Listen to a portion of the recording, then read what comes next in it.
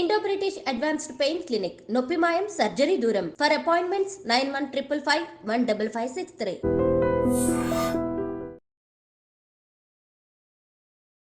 పట్టభద్రుల నియోజకవర్గం నుంచి స్వతంత్ర అభ్యర్థిగా పోటీ చేస్తున్న శెట్టిబత్తుల రాజబాబు గారు నాతో పాటు ఉన్నారు. ఆయనతో మాట్లాడదాం. సార్ నమస్తే.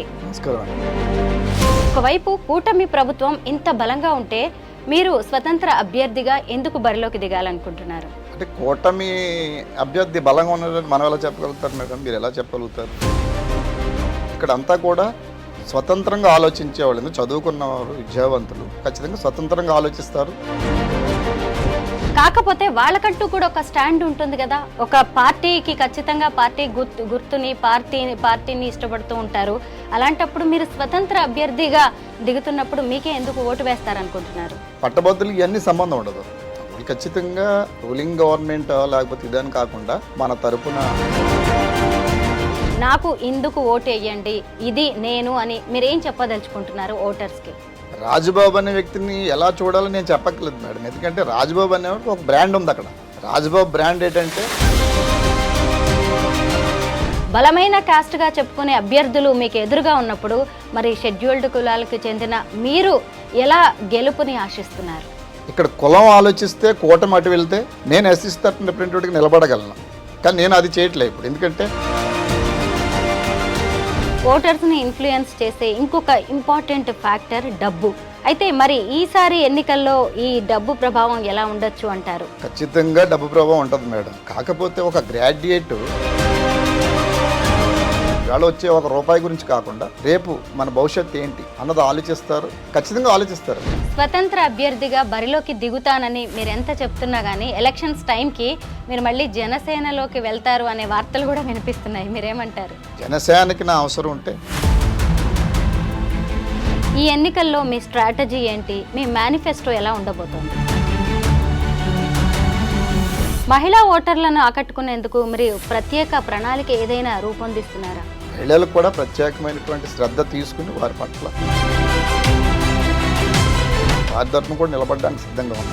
రాజబాబు గారు, సహజంగా రూలింగ్ పార్టీ అభ్యర్థుల వైపే ఎక్కువ ఓటర్లు మొగ్గు చూపుతూ ఉంటారు. మీరేమో స్వతంత్ర అభ్యర్థి. మీరు ఎలాగా, ఏంటి మీ ధీమా?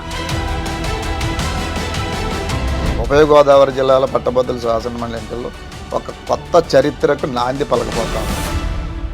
అందరికీ నమస్కారం. నేను Swarupa Potlapalli. Welcome to I dream. ఆంధ్రప్రదేశ్లో శాసన మండలి ఎన్నికల వేడి కనిపిస్తోంది. కూటమి ప్రభుత్వం తమ బలాన్ని చూపించడానికి అనేక రకాల చర్యలు చేపడుతోంది. అయితే ఏ రాజకీయ పార్టీ అండ లేకుండా తమ సొంత చరిష్మాతో గెలవాలని అనేక మంది స్వతంత్రులు ఈసారి బరిలోకి దిగుతున్నారు. ఆంధ్రప్రదేశ్లోని పశ్చిమ గోదావరి అలాగే తూర్పు గోదావరి పట్టభద్రుల నియోజకవర్గం నుంచి స్వతంత్ర అభ్యర్థిగా పోటీ చేస్తున్న శెట్టిబత్తుల రాజబాబు గారు నాతో పాటు ఉన్నారు. ఆయనతో మాట్లాడదాం. సార్ నమస్తే. నమస్కారం అండి. ఒకవైపు కూటమి ప్రభుత్వం ఇంత బలంగా ఉంటే మీరు స్వతంత్ర అభ్యర్థిగా ఎందుకు బరిలోకి దిగాలనుకుంటున్నారు? అంటే కూటమి అభ్యర్థి బలంగా ఉన్నారని మనం ఎలా చెప్పగలుగుతారు మేడం? మీరు ఎలా చెప్పగలుగుతారు? శాసనసభ ఎన్నికల్లో చూసాము, పార్లమెంట్ ఎన్నికలు వేరు, ఇప్పుడు జరిగే పాలన చూస్తున్నాము. కరెక్ట్ అండి. ఆ ఎన్నికలు వేరు, ఇప్పుడు గతంలో జరిగినటువంటి అసెంబ్లీ ఎన్నికలు అవి వేరు, ఇప్పుడు ఉన్నటువంటి గ్రాడ్యుయేట్స్ ఎమ్మెల్సీ ఎన్నికలు వేరు. ఇక్కడ అంతా కూడా స్వతంత్రంగా ఆలోచించేవాళ్ళు, చదువుకున్నవారు, విద్యావంతులు ఖచ్చితంగా స్వతంత్రంగా ఆలోచిస్తారు.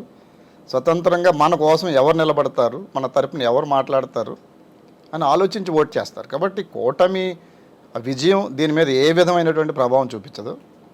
స్వతంత్రంగా ఆలోచిస్తారు కాబట్టి చూపించదండి. మీ ఆలోచన బాగానే ఉంది. కాకపోతే వాళ్ళకంటూ కూడా ఒక స్టాండ్ ఉంటుంది కదా. ఒక పార్టీకి ఖచ్చితంగా పార్టీ గుర్తుని పార్టీని ఇష్టపడుతూ ఉంటారు. అలాంటప్పుడు మీరు స్వతంత్ర అభ్యర్థిగా దిగుతున్నప్పుడు మీకే ఎందుకు ఓటు వేస్తారనుకుంటున్నారు?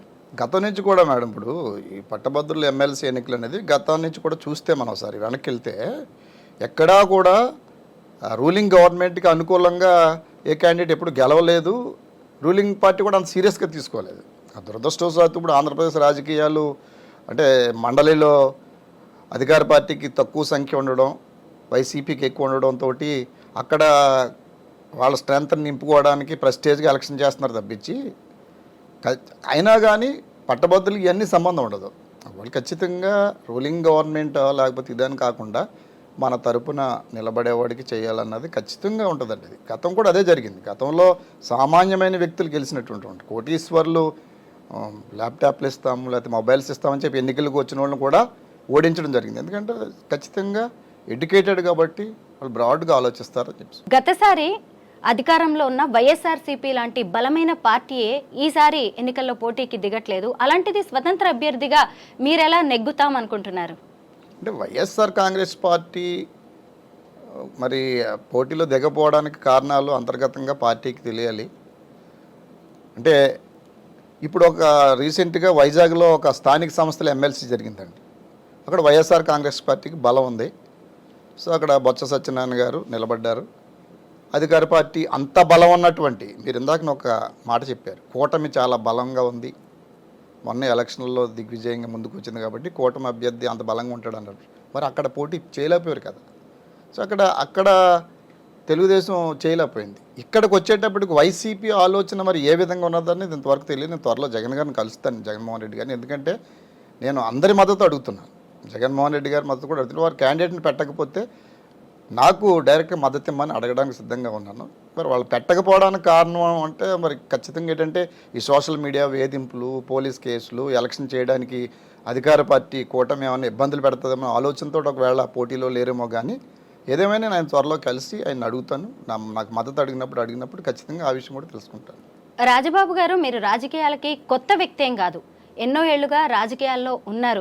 మీరు 2009లో పీఆర్పీతో ప్రయాణించారు. తర్వాత 2014లో వైఎస్ఆర్సీపీ నుంచి ఎమ్మెల్యే టికెట్ ఆశించి భంగపడ్డారు. ఆ తర్వాత 2019లో జనసేన అమలాపురం అభ్యర్థిగా బరిలోకి దిగారు, విజయం వరించలేదు. ఆ తర్వాత మళ్ళీ మీరు వైసీపీ గూటికి చేరారు. అయితే ఎందుకు ఇంత మీరు పకడ్బందీగా అడుగులు వేస్తున్నా కానీ రాజకీయాల్లో నెగ్గుకు రాలేకపోయాను అనుకుంటున్నారు?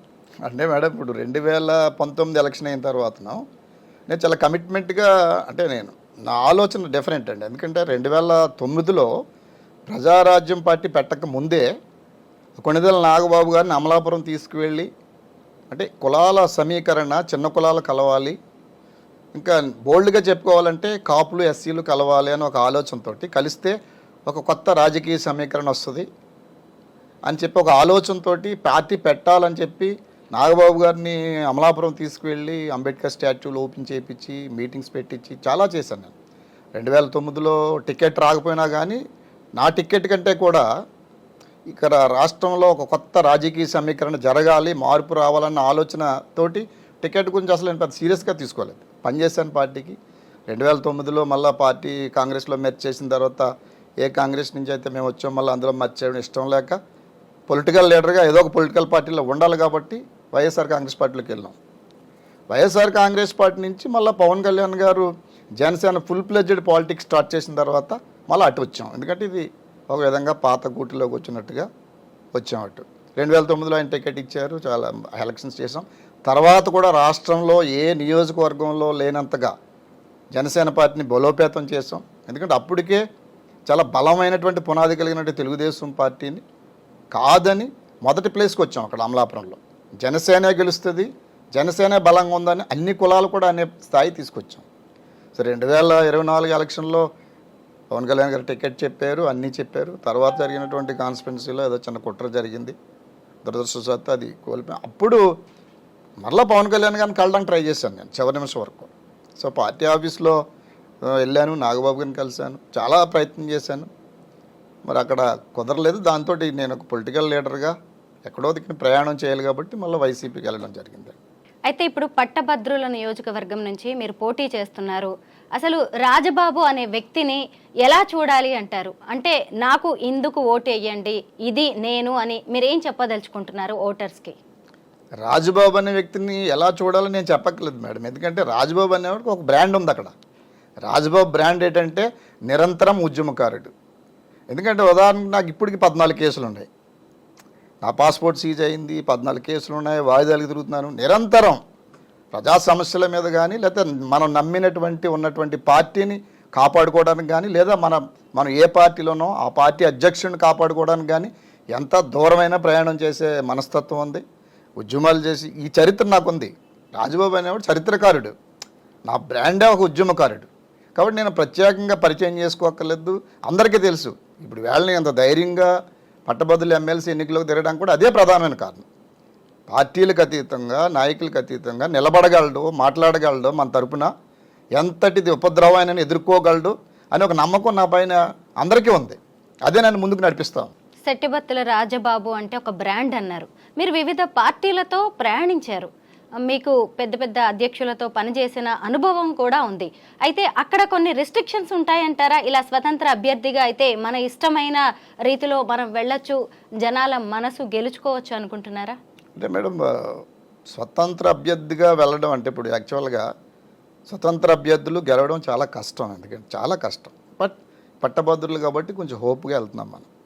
మనం ఒక పార్టీ రిప్రజెంటేటివ్గా ఉంటే ఆ పార్టీ ప్రయోజనాలను మాత్రమే కాపాడాలి.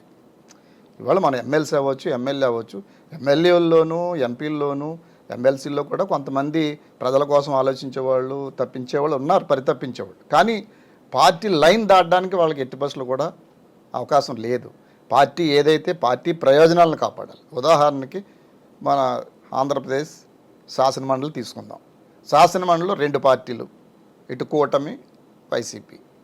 కూటమి ఎదుర్కోవడం వైసీపీ పని, వైసీపీ వాళ్ళని కౌంటర్ చేసుకోవడం, అంతే తప్పించి ప్రజల సమస్యల మీద కానీ, ఈ రాష్ట్రంలో ఉన్నటువంటి సమస్యల మీద కానీ, లేదా ప్రభుత్వం రూపొందించినటువంటి బిల్స్ని ఏ విధమైనటువంటి మార్పులు చేయాలి, లేదా ప్రజలకు ఇబ్బంది కలిగినప్పుడు దాన్ని ఎదుర్కోవడం అనేది ఇవాళ శాసనమండలిలో లేదు.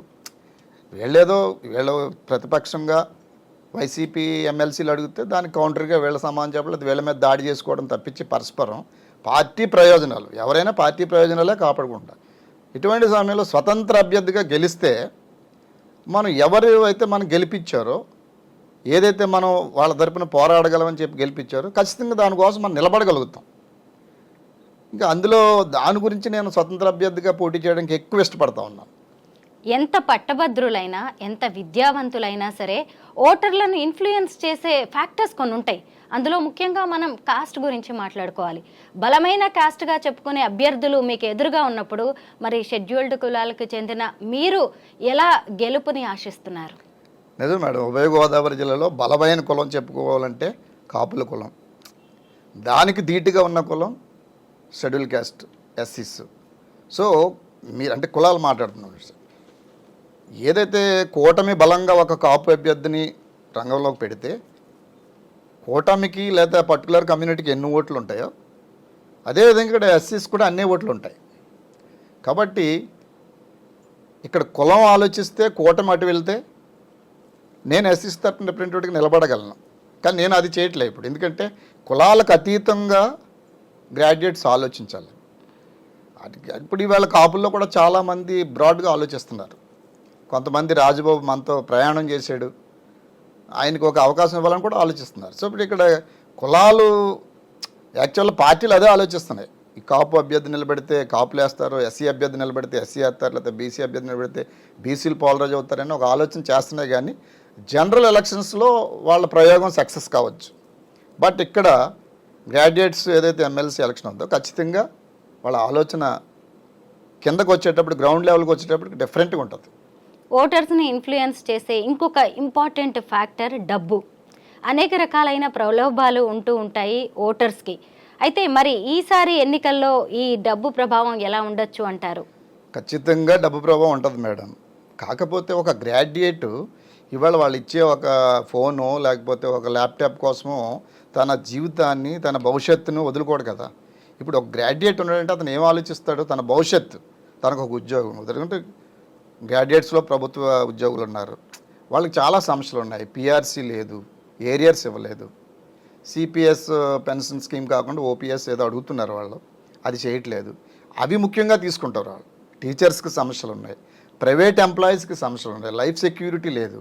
ఏ క్షణం ప్రైవేట్ సెక్టర్లో పనిచేసే వాళ్ళు ఏ క్షణం తీసేసిన ఎవరు అడిగేవాళ్ళు లేరు. వాళ్ళకి లైఫ్ సెక్యూరిటీ ఇంపార్టెంట్. వాళ్ళు ఎంత ఇచ్చినా, ఒకవేళ ల్యాప్టాప్ ఇచ్చినా, ఫోన్ ఇచ్చినా, ఒక 2000 ఇచ్చినా, 5000 ఇచ్చినా, 10,000 ఇచ్చినా అది ముఖ్యం కాదు, భవిష్యత్తు ముఖ్యం. అలాగే నిరుద్యోగులు ఉన్నారు, లేదా డిఎస్సి ఉంది మేడం. ఇప్పుడు డిఎస్సి కొంతమంది వయసు అయిపోతూ ఉంది, తొందరగా డిఎస్సి కండక్ట్ చేయాలి. లేదా పోలీస్ కానిస్టేబుల్ సెలక్షన్ ఉంది. గతంలో కొంతమంది గ్రేస్ మార్క్స్ 1-2 మార్కుల్లో పోయిన వాళ్ళకి గ్రేస్ మార్క్స్ మేము కలుపుతామని చెప్పి డిప్యూటీ సీఎం గారు పవన్ కళ్యాణ్ గారు హామీ ఇచ్చారు, చంద్రబాబు నాయుడు గారు హామీ ఇచ్చారు, అందరూ హామీ ఇచ్చారు. అది ఇంతవరకు నెరవేర్చలేదు. ఇటువంటివి ఆలోచిస్తారు వాళ్ళు. గ్రాడ్యుయేట్స్గా ఉన్నవాళ్ళు తమ భవిష్యత్తు గురించి ఆలోచిస్తారు. ఇవాళ వచ్చే ₹1 గురించి కాకుండా రేపు మన భవిష్యత్తు ఏంటి అన్నది ఆలోచిస్తారు, ఖచ్చితంగా ఆలోచిస్తారండి. అయితే మీరు పార్టీ మారినప్పుడు ఒక ప్యాకేజ్ వచ్చింది, అందుకే పార్టీ మారారు ఎలక్షన్స్కి ముందు అనేది కూడా ప్రచారం జరుగుతుంది. ఇప్పుడు ఆ డబ్బులతోనే మళ్ళీ ఎమ్మెల్సీ ఎన్నికల్లోకి బరిలోకి దిగబోతున్నారనే కొన్ని ఆరోపణలు కావచ్చు, విమర్శలు వినిపిస్తున్నాయి. దానికి మీరేం సమాధానం చెప్తారు? జనరల్గా మేడం, ఇప్పుడు నేను ఒక ఎమ్మెల్యే కానీ ఎలక్టెడ్ ఎమ్మెల్యే లేకపోతే ఒక ఎంపీ అయితే ఖచ్చితంగా ఏదో ప్యాకేజ్ ఇచ్చారంటే, ఇప్పుడు కొంతమంది రిజైన్ చేస్తూ ఉన్నారు, కొంతమంది పార్టీలు మారుతూ ఉన్నారు, ఏదో ప్యాకేజీలు తీసుకుంటున్నారు. కానీ నేను కనీసం ఎలక్టెడ్ కానప్పుడు నాకు ఎవరిస్తారు? నా అవసరం ఏముంది అక్కడ? ఇది సహజంగానే పుకార్లు అవి వస్తూ ఉంటాయి. మెయిన్ నేను మొన్న కూడా చెప్పాను, ఇప్పుడు అమ్ముడిపోయే వ్యవస్థలో ఉన్నాం మనం. ఒక ఎంపీ ఒక పార్టీలో నెగ్గి లేదా ఒక ఎమ్మెల్యే ఒక పార్టీలో నెగ్గి వేరే పార్టీకి అమ్ముడిపోయే వ్యవస్థలో నేను పార్టీ మారినందుకు ఏదో ముట్టిందని అందరూ అనుకోవడం సహజం. దానికి నేనేం బాధపడలేదు. కానీ నేను ఆ డబ్బులతోటి ఎమ్మెల్యే సెలక్షన్ చేస్తాను. నా దగ్గర రూపాయి లేదు, నేను ఎవరికి డబ్బులు ఇవ్వడానికి కూడా ఎవరు తీసుకోరు కూడా. నా దగ్గర రాజబాబు దగ్గర డబ్బులు తీసుకోవడం ఏంటి పాపం అని చెప్పేసి అని ఆలోచనలో పట్టభద్రులు ఉంటారు. నా దగ్గర ఎవరు తీసుకోరు, నా దగ్గర కూడా లేవు కూడా. నేను వాళ్ళకిలాగా ల్యాప్టాప్లు ఇవ్వలేను. ఇప్పుడు ఆల్రెడీ కొంచెం రూమర్స్ వస్తున్నాయి, ఇప్పుడు ఉన్నటువంటి అభ్యర్థులు ల్యాప్టాప్లు ఇస్తున్నారు లేకపోతే ఐఫోన్స్ ఇస్తున్నారు అని చెప్పేసి. నేను వాళ్ళందరూ కూడా కోరుతున్నాను, తీసుకోండి, కానీ మీ తరపున నేను పోరాడి నాకు మాత్రం ఓటు అవకాశం ఇవ్వండి అని చెప్పేసి వారందరూ కూడా విజ్ఞప్తి చేస్తున్నారు. స్వతంత్ర అభ్యర్థిగా బరిలోకి దిగుతానని మీరు ఎంత చెప్తున్నా కానీ ఎలక్షన్స్ టైంకి మీరు మళ్ళీ జనసేనలోకి వెళ్తారు అనే వార్తలు కూడా వినిపిస్తున్నాయి. మీరేమంటారు? ఏం మేడం, ప్రస్తుతానికి అయితే నేను ఎందుకంటే ఇంకా ఆలోచించలేదండి. ఎందుకంటే జనసేనకి నా అవసరం ఉంటే అప్పుడు నేను ఆలోచిస్తాను. రెండోది, ప్రజెంట్ అయితే నా కాన్సన్ట్రేషన్ అంతా కూడా ఈ పట్టభద్రుల ఎమ్మెల్సీ ఎన్నికల మీద ఉంది. ఎలాగైనా గెలవాలి, నన్ను నేను ప్రూవ్ చేసుకోవాలి, నిలబడతాడు పోరాడతాడు అన్నది ప్రూవ్ చేసుకోవడానికి. అంతేగాని నేనేదో దాని ద్వారా నాకు పదవి వస్తుందన్నది లేదండి. రాజబాబు అనేవాడు నిజంగా ఎప్పుడూ మనం అవకాశం ఇచ్చి ఉండాలి. ఇతను ఇంతలా ఉంటాడా అని తెలుసుకోవడానికి నాకు ఒక అవకాశం అని అడుగుతున్నాను. దానికోసమే ప్రయాణం చేస్తున్నాను. ఈ ఎన్నికల్లో మీ స్ట్రాటజీ ఏంటి? మీ మేనిఫెస్టో ఎలా ఉండబోతోంది? నా స్ట్రాటజీ మేనిఫెస్టో మేడం ఏంటంటే, ఖచ్చితంగా నేను ఇందాకే చెప్పాను, సెట్టుబత్తుల రాజబాబు అనేవాడు ఒక బ్రాండ్ అని. నేను మళ్ళీ ప్రత్యేకంగా వాళ్ళకి చెప్పక్కర్లేదంటే అందరూ అనుకుంటున్నారు రాజబాబు పోటీ చేస్తున్నాడు అంటే ఇంక ఖచ్చితంగా ఇంక పోరాటమే. నిజంగా ఆయన గెలిచి వెళ్తే మాత్రం శాసనమండలిలో పోరాటమే, నిరంతరం రగులుతూ ఉంటుంది సమస్యల మీద. ప్రభుత్వాన్ని నిలదీస్తారు, లేకపోతే ప్రతిపక్షమైన ఎవరిని కూడా పట్టించుకోడు, నిర్భయంగా పోరాడతాడు అన్నది ఒక ఆలోచన గ్రాడ్యుయేట్స్లోంచి ప్రజల్లోంచి ఉంది. సో అదే ఇవాళ నా మేనిఫెస్టో. నేను వాళ్ళ తరపున నిలబడతాను. నేను రాత్రికి రాత్రే అద్భుతాలు సృష్టించేస్తాను, ఈవేళ పోలవరం ప్రాజెక్ట్ కట్టేస్తాను, లేకపోతే ఆంధ్రప్రదేశ్కి స్పెషల్ స్టేటస్ తెచ్చేస్తాను, ఇంకా నేను ఒంటి చేతితో అన్నీ సాధిస్తానని చెప్పట్లేదు. బట్ నేను నిలబడతాను, నేను పోరాడతాను. నన్ను నమ్మమని మాత్రం అందరికీ విజ్ఞప్తి చేస్తున్నాను. ఉభయ గోదావరి జిల్లాల పట్టభద్రుల నియోజకవర్గంలో మీరు గమనించిన ప్రధాన సమస్య ఏంటి? పట్టభద్రుల నియోజకవర్గం యాక్చువల్గా మేడం, మనం పట్టభద్రుల నుంచి ఎన్నికైనప్పటికి కూడా రాష్ట్రంలోని ప్రతి సమస్య మనం చూడాలి, సమస్య మీద మనం మాట్లాడాలి. ప్రధానంగా అయితే మనకి ఇక్కడ ఏంటంటే మేడం, ఇప్పుడు ఈస్ట్ గోదావరి వెస్ట్ గోదావరిలో అపారమైనటువంటి సహజ వనరులు కానీ, ఉదాహరణకి చమురు కంపెనీలు, ఆయిల్ కంపెనీస్ ఎన్నో ఉన్నాయి. స్థానిక యువతకు ఉపాధి కల్పించట్లేదు, సిఎస్ఆర్ ఫండ్స్ సక్రమంగా ఉపయోగించట్లేదు. అభివృద్ధి రోడ్లు వేయడానికి కానీ, మంచినీటి సరఫరా కానీ దేనికి కూడా సిఎస్ఆర్ ఫండ్స్ సక్రమంగా ఉపయోగించట్లేదు. అదేవిధంగా ఉద్యోగ అవకాశాలు కూడా లేవు వాళ్ళకి. సాఫ్ట్వేర్ ఉందంటే మనకి ఇక్కడ లేదు ఈ ప్రాంతంలో సాఫ్ట్వేర్. మనకి అటువంటి సాఫ్ట్వేర్ ఉన్న కొంతమంది అటు ఉపాధి కల్పించడం కావచ్చు సార్. సో ఇటువంటిది మనం ఖచ్చితంగా వాళ్ళకి ఉపాధి అవకాశాలు కల్పించాలి, అదేవిధంగా ఉద్యోగ అవకాశాల కోసం నిలబడాలి. ఈస్ట్ వెస్ట్లో ప్రధానంగా అద్భుతమైనటువంటి యువశక్తి ఉందండి. ఇవాళ ఆ యువశక్తి నిర్వీర్యమైపోతా ఉంది, అవకాశాలు లేక, వాళ్ళ శక్తికి సరిపడిన అవకాశాలు లేక. ఆ శక్తి అంతా కూడా, యువశక్తి అంతా కూడా నిర్వీర్యమైపోతూ ఉంది. ఆ యువశక్తిని ప్రోత్సహించాలి, వాళ్ళకి అవకాశాలు కల్పించాలి, వాళ్ళ ఒక ఆశ కల్పించాలి జీవితం పట్ల. అది నా ప్రధానమైన చేయమండి. మహిళా ఓటర్లను ఆకట్టుకునేందుకు మరి ప్రత్యేక ప్రణాళిక ఏదైనా రూపొందిస్తున్నారా? అంటే ఇందులో పట్టభద్రుల్లో మనకి డివిజన్ చేయడానికి, ఇప్పుడు జనరల్ ఎలక్షన్స్ అనుకోండి మేడం, ఖచ్చితంగా మహిళలకు కొన్ని మనం చేస్తాం. కానీ ఖచ్చితంగా మహిళలకు ఉన్నటువంటి అందులో సమస్యలు కూడా మనం తీసుకుంటాం, వారికి అన్ని విధాలా సహకరించడానికి. ముఖ్యంగా మహిళ అయినా ఆమె కూడా అన్ఎంప్లాయ్గానే ఉంటుంది. చదువుకున్న వాళ్ళు ఎవరైనా కూడా అవకాశాలు లేక ఇవాళ ఉంటున్నారు. ఏదైనా సాఫ్ట్వేర్ రంగం అంటే పర్వాలేదు, కానీ ఎక్కడికన్నా వెళ్ళి ఉపాధి పొందుతున్నారు తప్పించి మిగతా గవర్నమెంట్ రిక్రూట్మెంట్స్ కూడా చాలా లేవు కదా మేడం. అసలు చాలా మహిళలకు కూడా ప్రత్యేకమైనటువంటి శ్రద్ధ తీసుకుని వారి పట్ల వారికి కూడా వారి గురించి కూడా పనిచేయాలి. ఖచ్చితంగా వారి హక్కులు, మహిళలకు స్వేచ్ఛ కానీ హక్కులు కానీ అన్నీ ఖచ్చితంగా వారి తరపున కూడా నిలబడడానికి సిద్ధంగా ఉంది.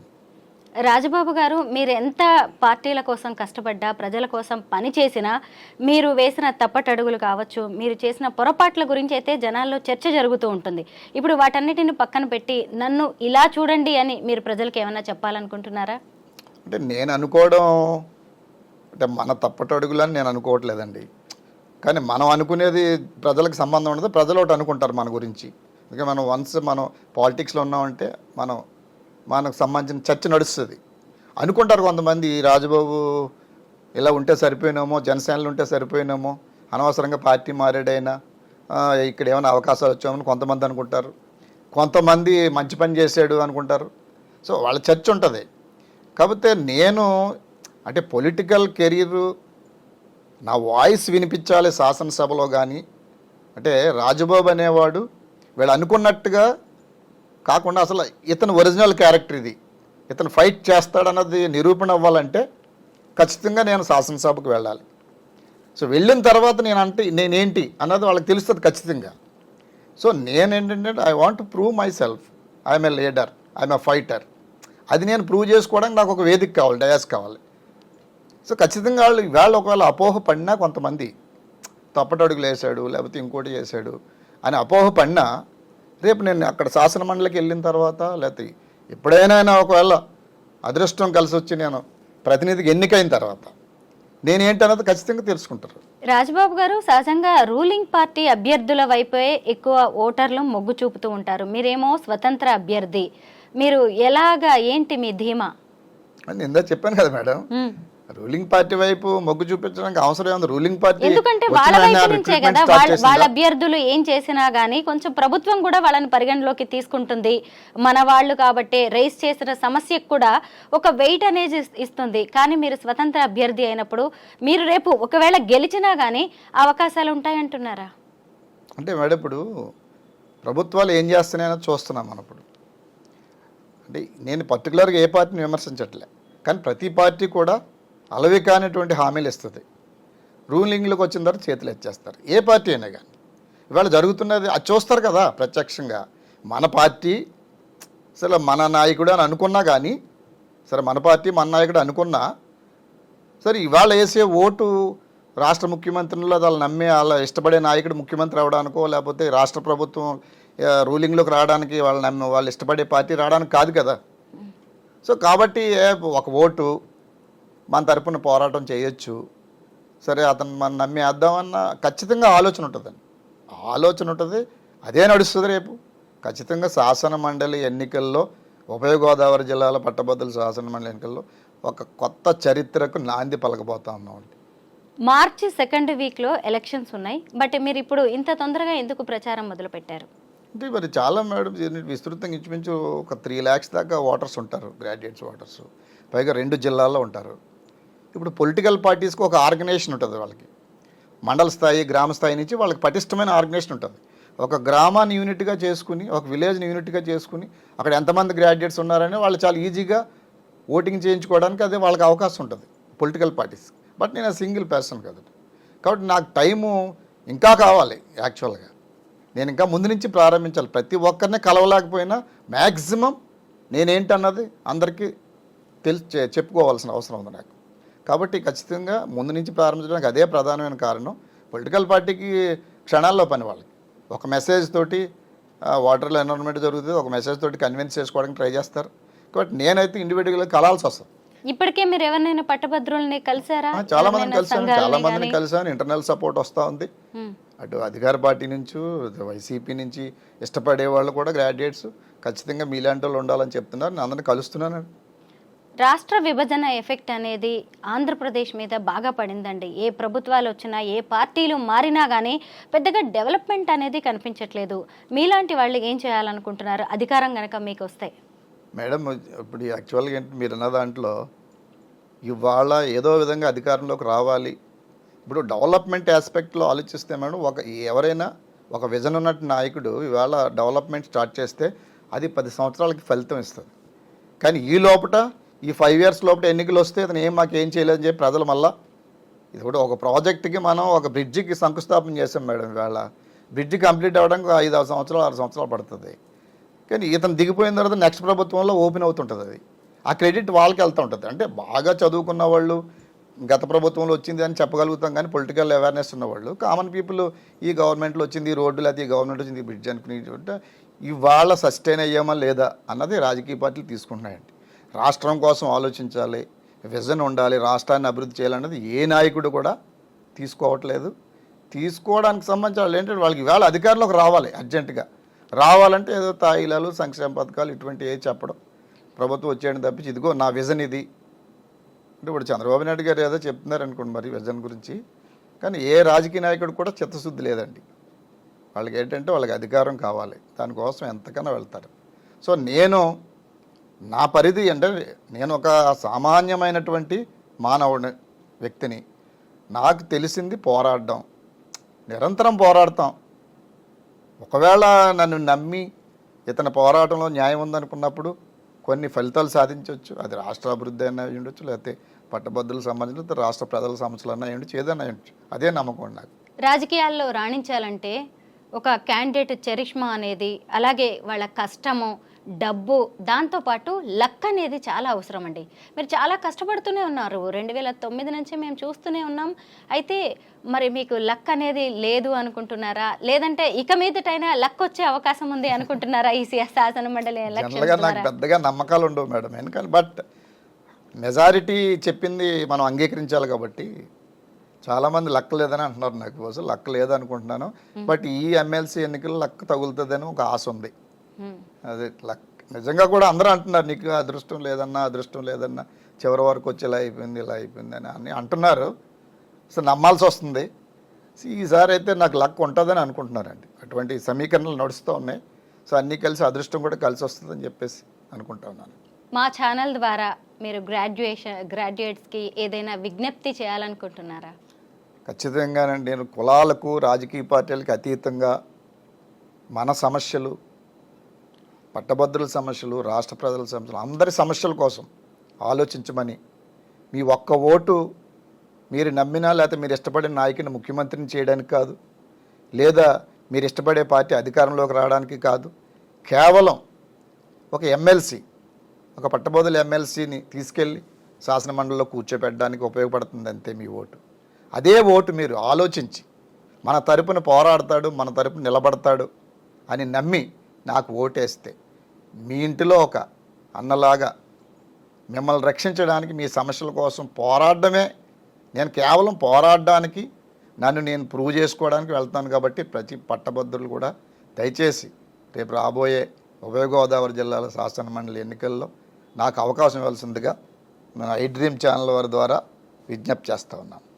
గ్రాడ్యుయేట్స్ ఎమ్మెల్సీ ఎన్నికల్లో తప్పకుండా ఈసారి మీకు విజయం వరించాలని మేము కూడా ఆకాంక్షిస్తున్నాం. ఆల్ ద బెస్ట్ అండి. Thank you. Thank you madam. Thank you.